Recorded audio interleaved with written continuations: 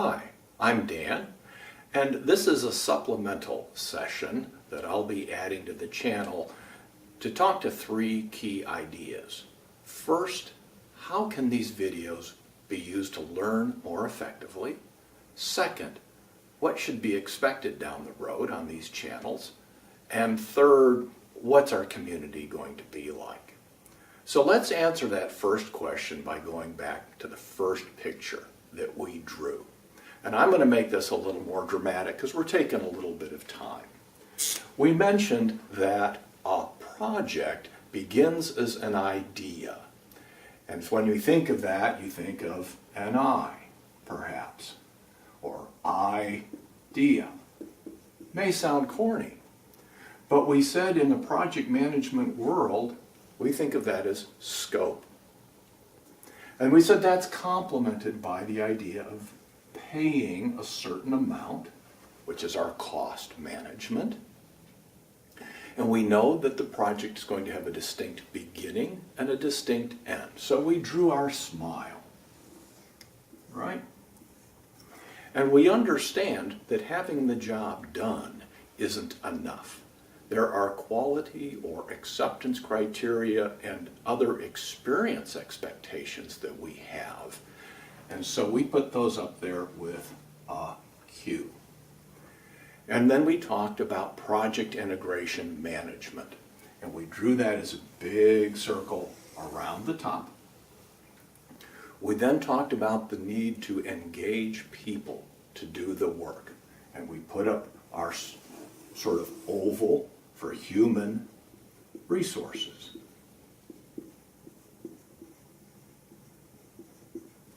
And we said, let's deal with those feet by referring to procurement management, which happens on some projects and does not. So we put some feet on here for procurement management, or legs, so we can get up and move. And we talked then about the fact that in order to connect the ideas and desires and goals and needs with the people, there are two critical functions: communication management and the things that really come between the idea and the plan and the people that are doing the work and delivering it. And so we drew those as arrows, things that we're attacking, and we added hands to speak of the idea of risk management. Okay? Now, let's review what we might want to do with this, and why are we using this approach? Some people are visual learners. A picture like this helps. Some people are more auditory learners. Listening helps. Some people are kinesthetic learners. They like to act things out, move them. But all of us learn most effectively when we bring those three things together. So here's what I would encourage you to do. And this is why I'm using this approach rather than a PowerPoint and some of the other techniques we might use. I would encourage you, as you watch each session, pause at times. Look at the picture, draw your own copy of the picture, embellish it any way you want, use the colors that work for you, write the words, say the words out loud. And what you'll discover is this will become a roadmap and a set of anchors that give you references, and you'll be able to internalize it. And the reason that's important is when you need to do those 30-second elevator speeches or maybe a little 3-minute presentation in front of somebody, if you have the picture in your mind, it's much easier to summon the words and the concepts. So let me take a moment and go back and just review on the side that we were talking about scope management. And you'll understand, I'm not focused on perfection.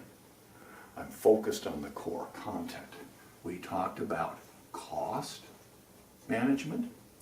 We talked about time management, right here, quality management, and integration management. And integration management could be drawn other ways because it sort of ties everything together, but this helps with our picture. We then introduced human resource management, which you can see written there.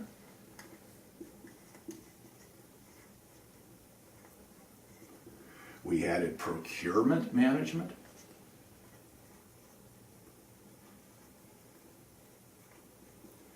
We added communication management.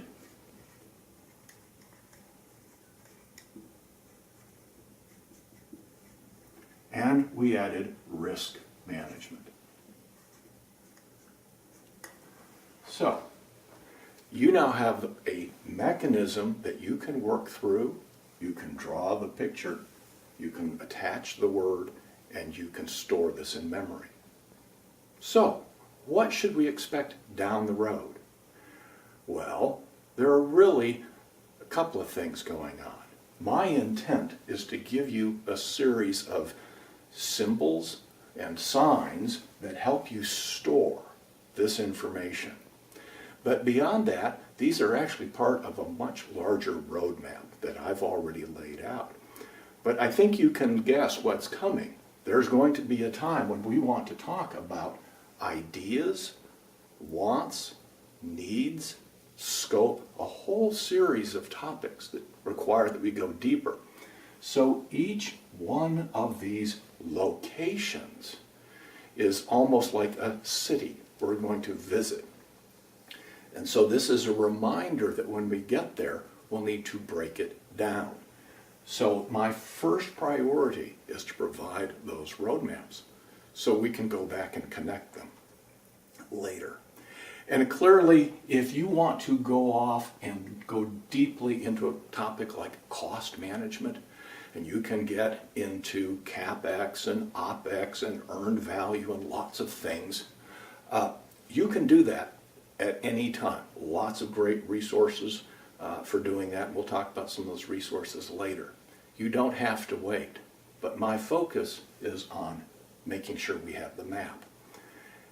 Which brings us to our third point, a little more about this channel. First, I want you to recognize my intent is for this to be a casual setting. It's an opportunity to talk, and you'll be able to provide feedback in comments and other methods that we're going to work out together. Second, this is about building a community, really a community of practice, a group of people who care about certain common themes and common practices and collaborate together to improve.